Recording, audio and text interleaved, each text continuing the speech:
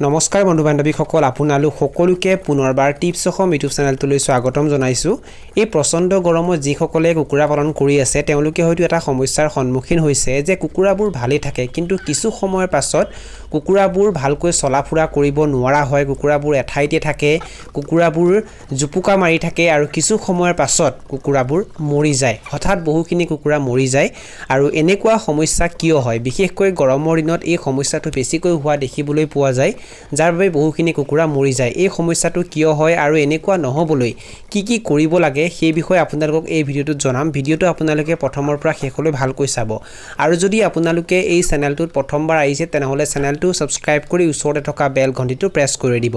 চাওক বন্ধু বান্ধৱীসকল, এই সমস্যাটো সাধাৰণতে গৰমৰ দিনতে বেছিকৈ দেখিবলৈ পোৱা যায় আৰু যেতিয়া তাপমান বেছিকৈ হয় তেতিয়া কুকুৰাবোৰে গৰম সহ্য কৰিব নোৱাৰে, যাৰ বাবে কুকুৰাবোৰ হঠাৎ চলাফুৰা কৰিবলৈ নোৱাৰা হয়, সিহঁতে এঠাইতে থাকে আৰু অৱশেষত কুকুৰাবোৰ মৰি যায়। এই সমস্যাটোৰ পৰা যদি আপোনালোকে পৰিত্ৰাণ পাব বিচাৰিছে তেনেহ'লে গৰমৰ দিনত আপোনালোকে কুকুৰাৰ গঁৰালত বেছিকৈ কুকুৰা নাৰাখিব, জোখতকৈ বেছি কুকুৰা নাৰাখিব।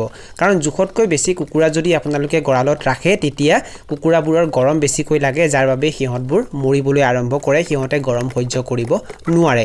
আৰু ইয়াৰ উপৰিও আপোনালোকে তাপমান নিয়ন্ত্ৰণ কৰিব লাগিব। তাৰ বাবে আপোনালোকে কুকুৰাৰ গঁৰালত ফেন লগাব লাগিব, লগতে আপোনালোকে স্প্ৰিংকলাৰ লগাব লাগিব। যদি গৰম জোখতকৈ বেছি হয় তেনেহ'লে আপোনালোকে স্প্ৰিংকলাৰ ব্যৱহাৰ কৰিব লাগিব। স্প্ৰিংকলাৰ ব্যৱহাৰ কৰিলে কুকুৰাবোৰৰ গৰম বেছিকৈ নালাগিব, কুকুৰাৰ গঁৰালটো ঠাণ্ডা হৈ থাকিব, যাৰ বাবে কুকুৰাৰ মাজত এই সমস্যাটো দেখিবলৈ নাপাব। লগতে কুকুৰাবোৰক আপোনালোকে যিমান পাৰে পানী খাবলৈ দিয়ক। কুকুৰাবোৰক গৰমৰ দিনত আপোনালোকে অনবৰতে পানী খাবলৈ দিয়ক আৰু পানীত আপোনালোকে দৈ আৰু চেনি মিহলি কৰি খাবলৈ দিব। বন্ধু বান্ধৱীসকল, দুপৰীয়া সময়ত সাধাৰণতে গৰম বেছিকৈ হয়, সেইকাৰণে আপোনালোকে কি কৰিব জানেনে? 1 লিটাৰ পানীৰ হিচাপত আপোনালোকে 2 চামুচ দৈ ল'ব আৰু 1 চামুচ চেনি ল'ব আৰু সেইটো পানীত ভালকৈ মিহলি কৰি দিব। তাৰ পাছত দুপৰীয়া সময়ত কুকুৰাবোৰক খাবলৈ দিব। আপোনালোকে সেইদিনাখনেই কুকুৰাবোৰক এই পানী খাবলৈ দিব যিদিনাখন গৰম বেছিকৈ হয়। গৰমৰ দিনততো কুকুৰাবোৰক আপোনালোকে অনবৰতে পানী খাবলৈ দিবই লাগিব, কিন্তু যিদিনাখন গৰম বেছিকৈ হয়, যিদিনাখন তাপমান বেছিকৈ হয়, সেইদিনাখন আপোনালোকে দৈ আৰু চেনি পানীত মিহলি কৰি কুকুৰাবোৰক খাবলৈ দিব। হিচাপটো আপোনালোকে মনত ৰাখিব, 1 লিটাৰ পানীৰ হিচাপত 2 চামুচ দৈ আৰু 1 চামুচ চেনি। যদি আপোনালোকৰ লগত কুকুৰাৰ সংখ্যা বেছি থাকে তেতিয়া আপোনালোকে দৈ আৰু চেনি বেছিকৈ ল'ব লাগিব। হিচাপটো আপোনালোকে মনত ৰাখিলেই হ'ল। ইয়াৰ উপৰিও আপোনালোকে আৰু এটা কথা মনত ৰাখিব লাগিব, গৰমৰ দিনত আপোনালোকে দিনৰ 11টামান বজাৰ পৰা কুকুৰাবোৰক দানা খাবলৈ নিদিব, একেবাৰে সন্ধিয়া 5টা বজাতহে সিহঁতক দানা খাবলৈ দিব।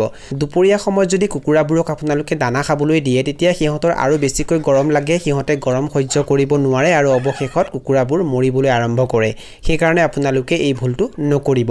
বন্ধু বান্ধৱীসকল, এইখিনি আছিল কিছু তথ্য আপোনালোকক জনালোঁ আৰু যদি আপোনালোকে ভিডিঅ'টো চাই ভাল পালে আৰু ভিডিঅ'টোৰ জৰিয়তে কিবা এটা শিকিব পাৰিছোঁ বুলি ভাবে তেনেহ'লে অনুগ্ৰহ কৰি ভিডিঅ'টো লাইক কৰি দিব আৰু যিমান পাৰে ভিডিঅ'টো নিজৰ বন্ধুবৰ্গৰ মাজত আৰু পৰিয়ালবৰ্গৰ মাজত শ্বেয়াৰ কৰি দিব।